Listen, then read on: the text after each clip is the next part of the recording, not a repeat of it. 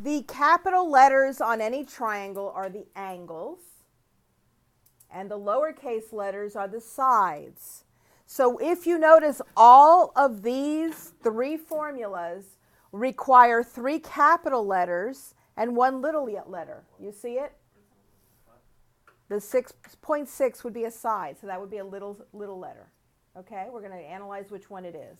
So I only have two angles of that triangle. Does anybody know how to find the third one? No. Isn't it y is a squared plus c? No, not angles. What do you do for angles?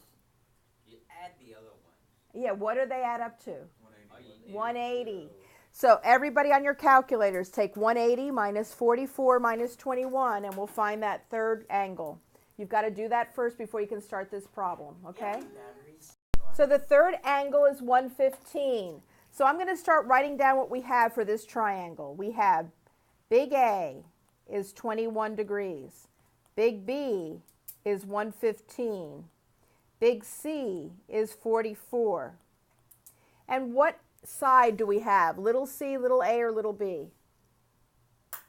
Which side do I have? What? You have that's 6.6. Is that little c, little a, or little b? oh, it's little c. Little c. Very good. So I'm going to look at the three formulas, and everybody has an A, B, and C, big A, B, and C, but they only have one little letter. So the first one, does everybody see that first one has a little c? We're going to start putting in the numbers. So we have 6.6 squared times sine of 21 times sine of 115, all on top, over 2 times sine of 44 on the bottom. So put that in your calculator. So the answer to that is 10.18 units squared.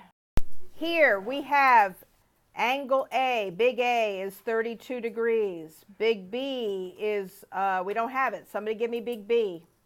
So the answer is 6.54 units squared.